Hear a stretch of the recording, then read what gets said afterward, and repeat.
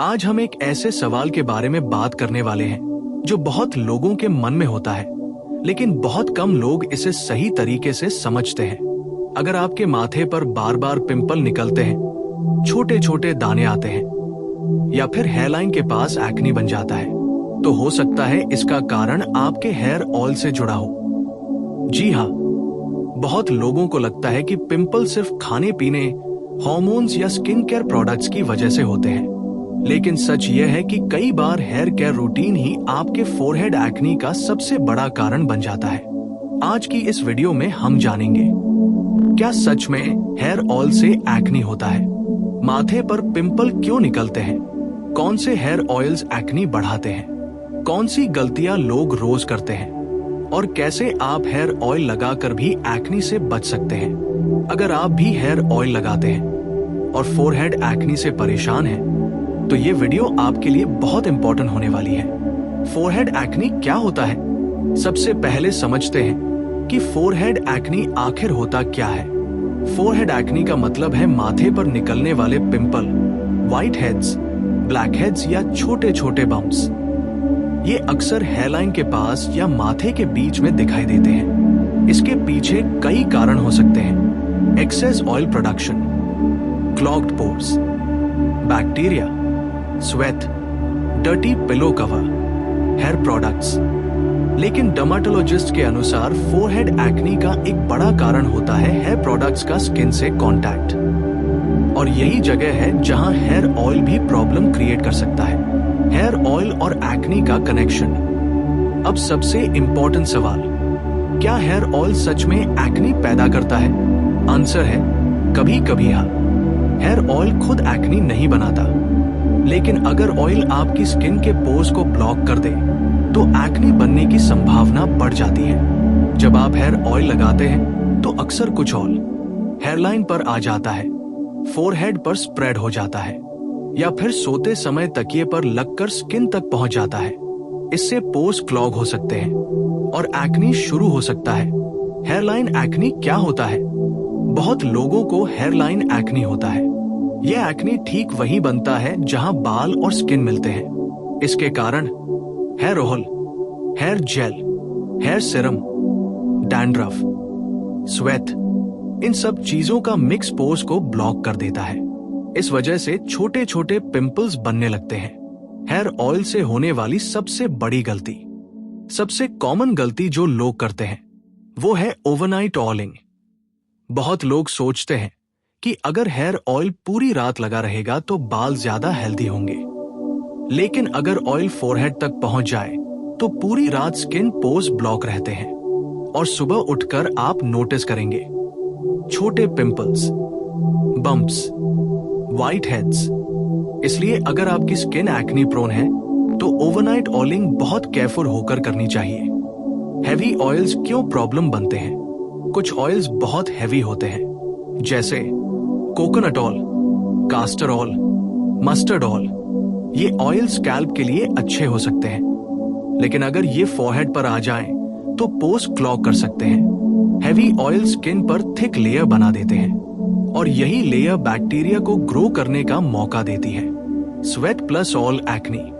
अगर आप hair oil लगाकर बाहर जाते हैं या वर्कआउट करते हैं तो स्वेट और ऑयल मिक्स होकर पोर्स को और ज्यादा क्लॉग कर देते हैं। इससे एक्ने होने की संभावना और बढ़ जाती है। इसलिए ऑयलिंग के बाद हेवी स्वेटिंग अवॉइड करनी चाहिए। पिलो कवर भी बड़ा कारण है।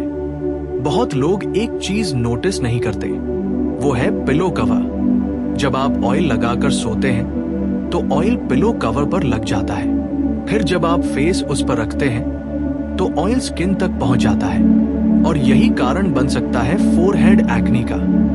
इसलिए पिलो कवर को 2-3 दिन में बदलना चाहिए। बैंग्स या फ्रंट हेयर भी कारण बन सकते हैं। अगर आपके फ्रंट हेयर या बैंग्स हैं तो ऑयल आसानी से फोरहेड तक पहुंच जाता है। ऑयल हेयर से स्किन तक ट्रांसफर हो जाता है और पोर्स क्लॉग होने लगते हैं। इसलिए बैंग्स रखने वाले लोगों को हेयर ऑयल बहुत केयरफुली यूज करना चाहिए। हेयर ऑयल लगाने का सही तरीका। अगर आप ऑयलिंग छोड़ना नहीं चाहते तो सही तरीका अपनाना जरूरी है। हेयर ऑयल को सीधे स्कैल्प पर लगाएं। ऑयल को हेयरलाइन या फोरहेड तक आने से बचाएं। हल्के हाथ से स्कैल्प मसाज करें और कोशिश करें कि ऑयल हेयर लेंथ में ज्यादा जाए, स्किन पर नहीं। ऑयलिंग के बाद फेस वॉश। अगर ऑयलिंग करते समय ऑयल फोरहेड पर लग जाए तो तुरंत फेस वॉश कर लें। ये स्टेप बहुत सिंपल है लेकिन एक्ने प्रिवेंट करने में बहुत इफेक्टिव है। लाइट ऑयल्स का इस्तेमाल करें। अगर आपको एक्ने की प्रॉब्लम है तो हैवी ऑयल्स की जगह लाइट ऑयल्स यूज करें, जैसे organ oil, jojoba oil, grape seed oil. ये ऑयल्स लाइट वेट होते हैं और पोर्स क्लॉग करने की संभावना कम होती है। ऑयलिंग के बाद हेयर वॉश। अगर आप ओवरनाइट ऑयलिंग करते हैं तो अगले दिन हेयर वॉश जरूर करें, क्योंकि ऑयल जितनी देर स्कैल्प और स्किन पर रहेगा, एक्ने रिस्क उतना बढ़ेगा। स्किन के रूटीन भी जरूरी है। फोरहेड एक्ने से बचने के लिए स्किन के रूटीन भी इंपॉर्टेंट है। Gentle face wash, oil control cleanser, non comedogenic moisturiser, sunscreen, ये सभी चीजें पोर्स को हेल्दी रखती है। फोरहेड एक्ने कम करने के टिप्स। अब कुछ सिंपल टिप्स जो एक्ने कम करने में मदद कर सकते हैं। हेयर ऑयल फोरहेड पर न आने दें। ऑयलिंग के बाद फेस वॉश करें। पिलो कवर साफ रखें। हैवी ऑयल्स अवॉइड करें। वर्कआउट से पहले ऑयल न लगाएं। हेयर प्रोडक्ट्स कम इस्तेमाल करें। अब इस विषय को और गहराई से समझते हैं, क्योंकि कई लोगों के साथ ऐसा होता है कि वे हेयर ऑयल लगाना बंद भी कर देते हैं, फिर भी फोरहेड एक्ने पूरी तरह खत्म नहीं होता। इसका कारण ये है कि एक्ने सिर्फ एक चीज से नहीं होता, बल्कि कई छोटी छोटी आदतों के कॉम्बिनेशन से होता है। जब हेयर ऑयल इन आदतों के साथ मिल जाता है, तब समस्या और बढ़ जाती है। सबसे पहले समझना जरूरी है स्किन बैरियर क्या होता है। हमारी स्किन के ऊपर एक नेचुरल प्रोटेक्टिव लेयर होती है जिसे स्किन बैरियर कहा जाता है। ये लेयर स्किन को बैक्टीरिया, पोल्यूशन और इरिटेशन से बचाती है। लेकिन जब बार बार हैवी ऑयल्स, स्वेट, डस्ट और हेयर प्रोडक्ट स्किन पर जमा होने लगते हैं, तो ये बैरियर डिस्टर्ब हो सकता है। जब स्किन बैरियर कमजोर होता है, तब पोर्स जल्दी क्लॉग होने लगते हैं और एक्ने बनने की प्रक्रिया तेज हो जाती है। इसलिए सिर्फ ऑयल को दोष देना सही नहीं होता, बल्कि ओवरऑल रूटीन को समझना जरूरी है। अब बात करते हैं स्कैल्प हाइजीन की। अगर स्कैल्प साफ नहीं रहता तो ऑयलिंग एक्ने को और बढ़ा सकती है। जब स्कैल्प में डेड स्किन सेल्स और बैक्टीरिया जमा हो जाते हैं, तब ऑयल लगाने से वे और फैल सकते हैं। यह मिक्सचर धीरे धीरे हेयरलाइन से फोरहेड तक आ सकता है। इसलिए स्कैल्प को साफ रखना बहुत जरूरी है। नियमित हेयर वॉश करने से एक्सेस ऑयल और डर्ट हट जाती है, जिससे एक्ने बनने का रिस्क कम हो जाता है।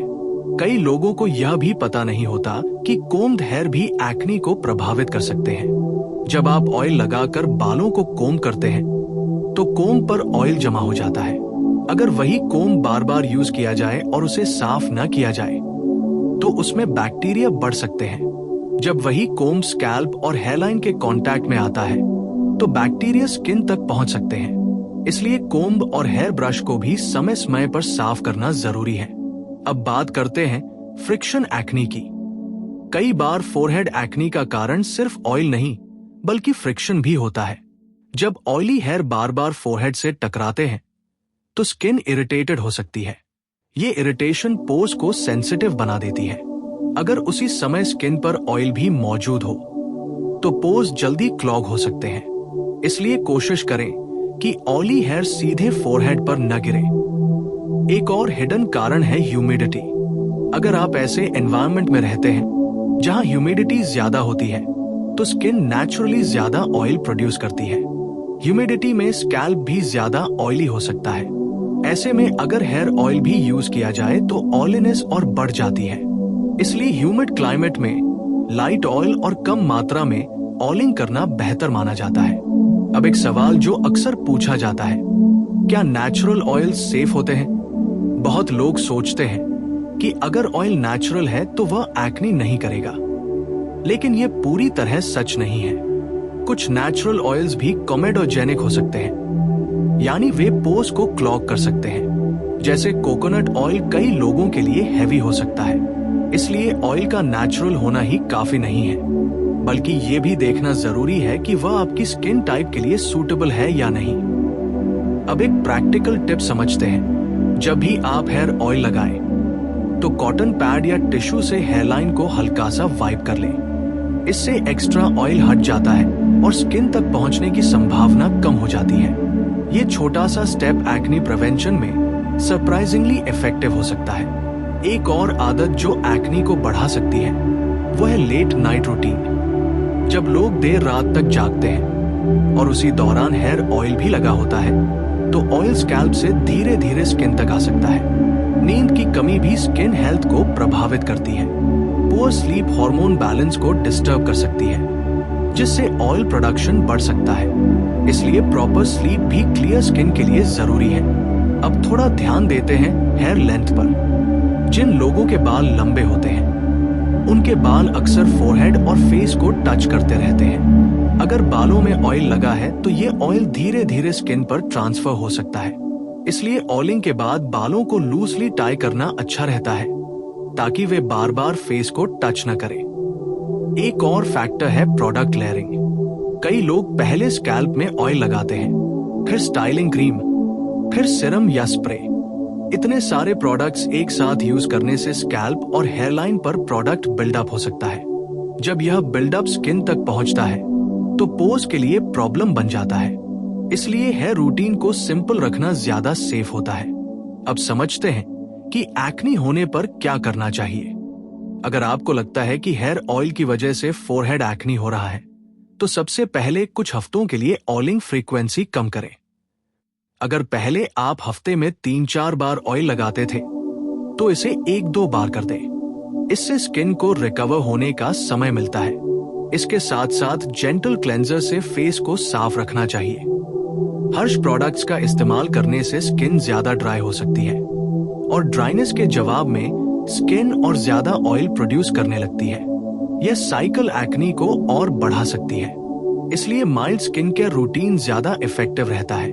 अब एक इंटरेस्टिंग ऑब्जर्वेशन के बारे में बात करते हैं। कई डर्मेटोलॉजिस्ट्स ने देखा है कि फोरहेड एक्ने अक्सर टीनेजर्स और यंग अडल्ट्स में ज्यादा होता है। इसका कारण हार्मोन्स होते हैं। प्यूबर्टी और यंग एज में ऑयल ग्लैंड्स ज्यादा एक्टिव होती हैं। अगर इसी समय हेयर ऑयल ज्यादा यूज किया जाए, तो पोर्स जल्दी क्लॉग हो सकते हैं। इसलिए यंगर एज ग्रुप में ऑयलिंग को थोड़ा कंट्रोल रखना अच्छा रहता है। अब आखिर में सबसे इंपॉर्टेंट बात, बैलेंस। हेयर ऑयलिंग को कंप्लीटली छोड़ देना जरूरी नहीं है, लेकिन इसे समझदारी से करना जरूरी है। जब आप स्कैल्प को नरिश करते हैं और साथ साथ स्किन हाइजीन का ध्यान रखते हैं, तो एक्ने का रिस्क काफी कम हो सकता है। अगर आप सही मात्रा में ऑयल लगाते हैं, हेयरलाइन को क्लीन रखते हैं, पिलो कवर रेगुलरली बदलते हैं और स्किन रूटीन फॉलो करते हैं, तो धीरे धीरे फोरहेड एक्ने कंट्रोल में आ सकता है। याद रखिए, क्लियर स्किन सिर्फ एक्सपेंसिव प्रोडक्ट से नहीं आती। कई बार ये डेली हैबिट्स को सुधारने से भी मिल सकती है। हेयर ऑयलिंग एक अच्छी हैबिट है, बस इसे इस तरह करना चाहिए कि बालों को फायदा मिले और स्किन को नुकसान न पहुंचे।